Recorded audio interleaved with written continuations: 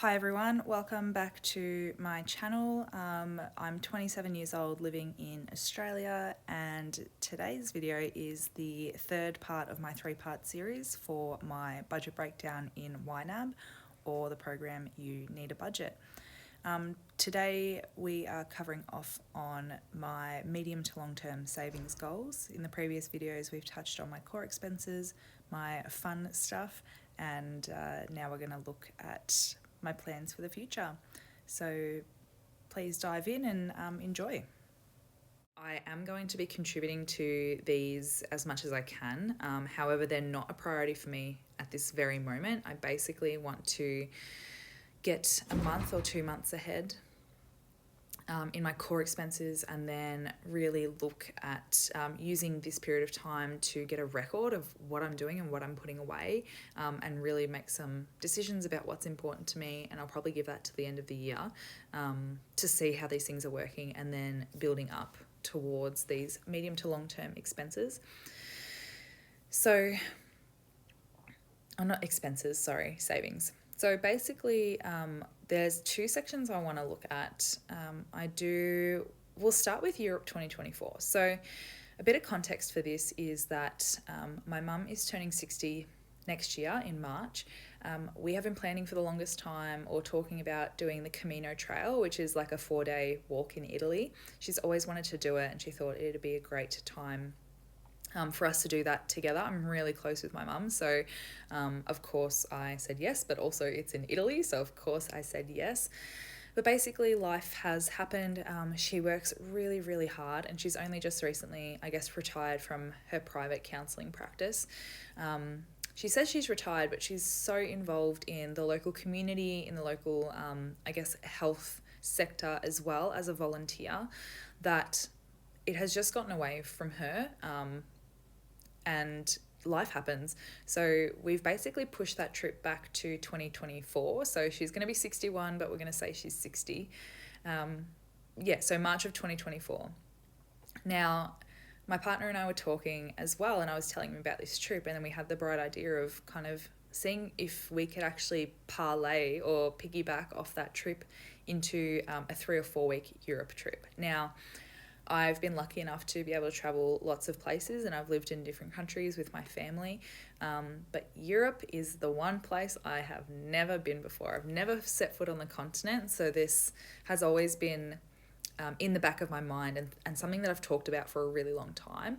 And I figured, now that I'm getting my finances in order, I may as well get this trip done before I'm 30. So I'll be 29 by the time it rolls around, but I'm looking forward to it. So I'm at the very early stages of doing research about understanding what things could cost to get over there and to be over there for a particular period of time.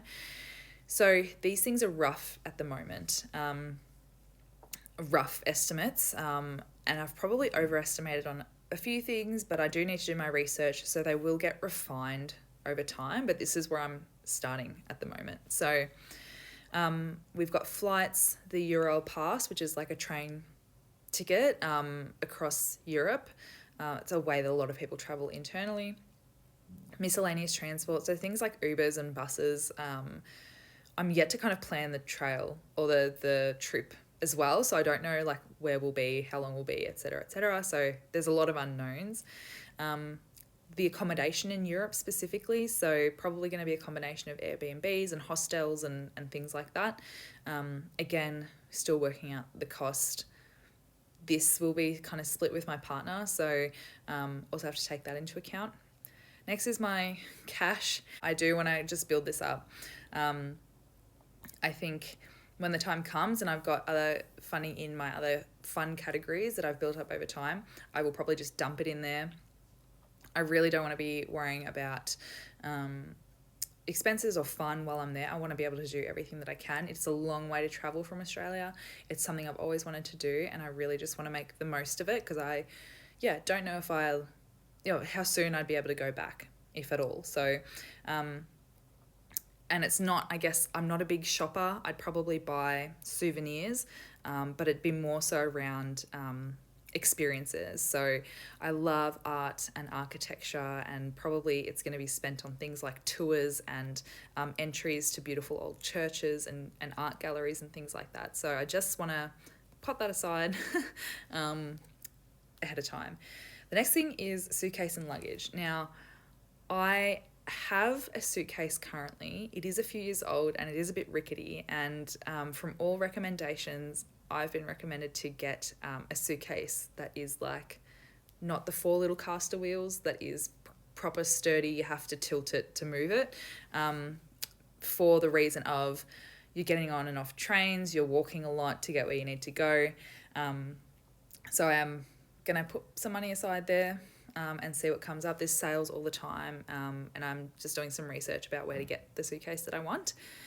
Next one is visas. Now, I'm wrapping my head around still. I'm still doing research, and I'm going to say that a lot about what this is going to cost, but I figure just putting money aside so that that's not just something that comes up unexpectedly. I know I'm going to have to get one.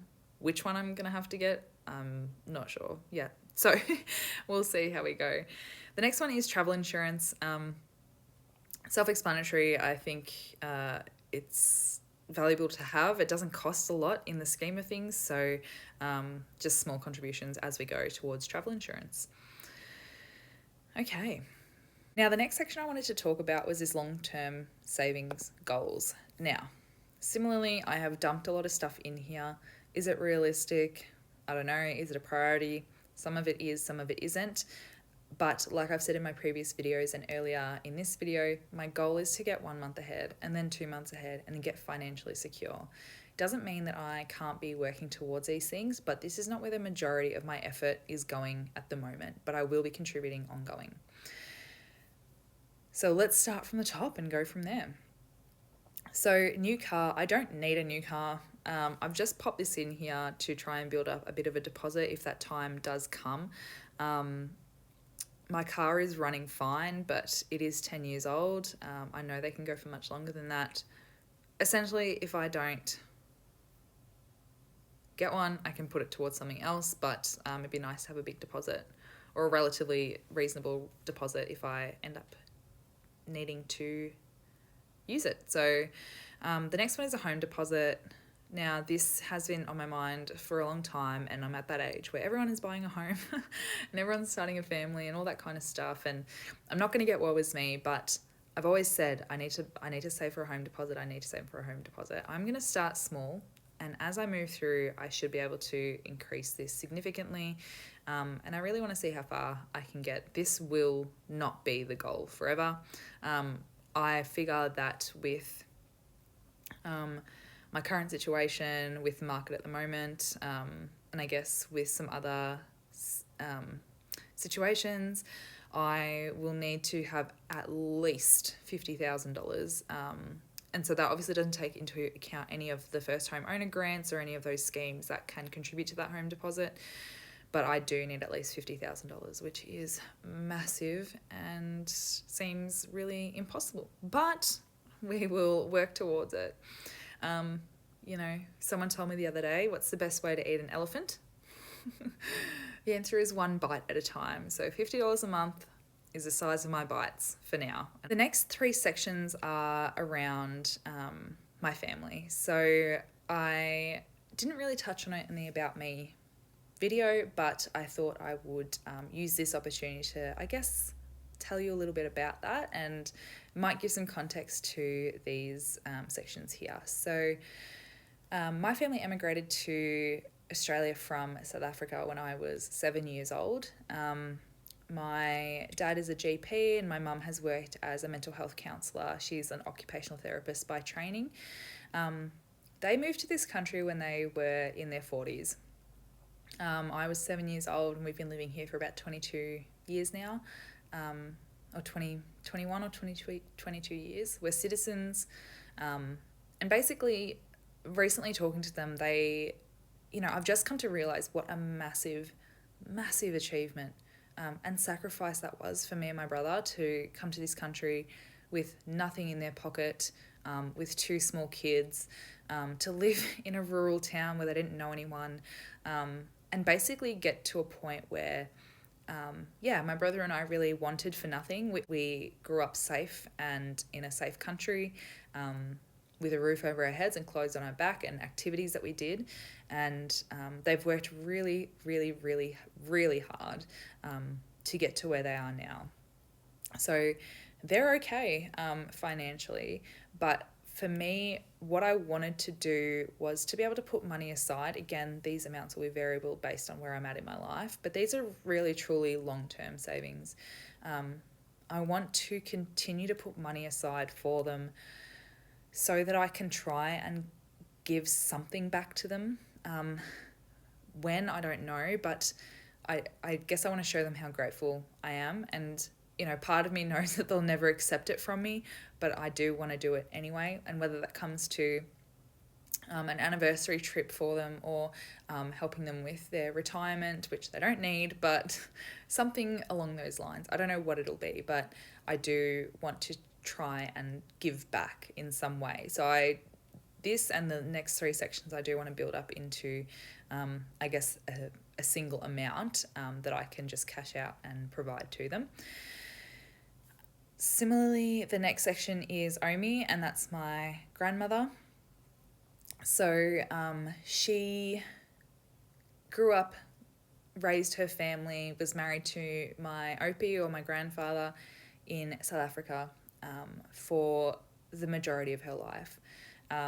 She is an amazing woman. She's beat cancer 3 times, and she is the matriarch of our big, crazy family, and I have so much respect for her.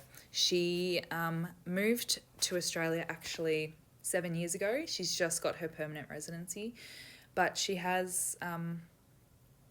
she's very quiet, she's very humble, she's very proud, and she helps out a lot. She lives with my parents, and she doesn't ask for a lot, and she's so grateful for everything that she has. She never spends money on herself. She, you know, will eat literally a single block of chocolate, like a single square of chocolate every week.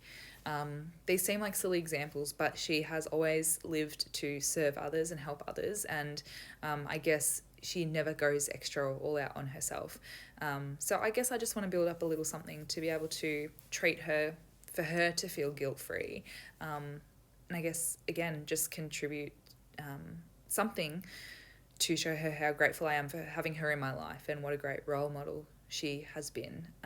And whether this goes towards a flight back to South Africa to see the rest of her family and her friends.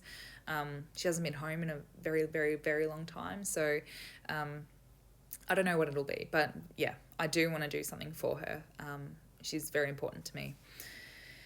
Now, the next one down, very similar again. This is my brother. He is 3 years younger than me.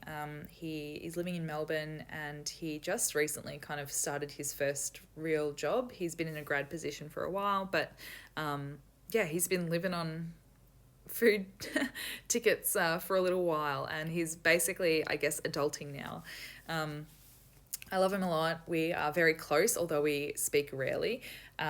We get along really, really well. And similarly to the other 2 categories, I wanted to start putting something aside, maybe for his 30th birthday in 5 years. Whatever it may be, just to kind of give him something. We have this running joke where we'll call each other up out of the blue and just ask to borrow X amount of money. And that's pretty much the only contact we have. But no, we get along really well. I love him a lot, and I do want to see him succeed. And I do want to be able to give him something. I don't know what the amount will be. I don't know what it'll be for, but he means a lot to me as well. He put up with a lot when I was a teenager, and so it's really the least that I can do. So that pretty much caps off those 3 sections there. The next thing is wedding/future family. I'm putting this in here anyway. I don't know how it'll go. I don't want to sound apathetic towards these things, but my partner and I are really fresh. I haven't had partners in the past, and so a wedding, was never really on the cards for me. Do I want a wedding anyway? I'm not really sure. Should we just elope? Either way, why not? why not contribute to it? And if I don't get married, then it goes to something else. I think that's my favorite thing about this YNAB system is it's not a waste to put money away for something, even if you don't use it for that in the end, because you can just put it towards anything else. And then future family. Again, similar thing. Previously, I've never really considered having kids or adopting or fostering or anything like that. I didn't feel like it was a possibility for me being single. And obviously, as you've heard a lot about, living paycheck to paycheck, I didn't really have that drive. It is important to my partner. And I think the more that I have,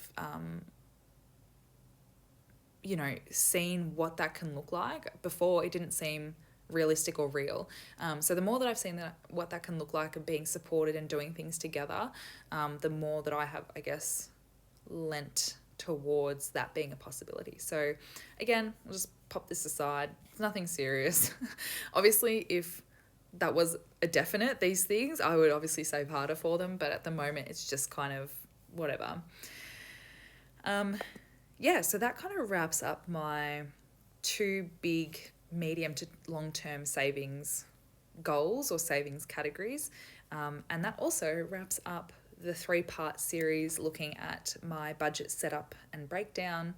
These things will change, my priorities will change, and I'm just really glad that I'm in the mindset where I can be flexible to change with that. So yeah, in summary, that's my budget. The next video that is going to be coming out is my first budget with me. I'm so excited. I've watched so many videos from other great channels here on YouTube, and I'm just excited to do it for myself. So I'm also excited to get money into my bank account, but that's a whole other thing. Anyway, I've really enjoyed talking through this. I hope you have enjoyed or have been interested in listening to it. I know it's been a long kind of slog, but I do appreciate it. So I'll say goodbye for now. Leave me a comment if you've got any questions. Let me know. But otherwise, I hope that you have an awesome day.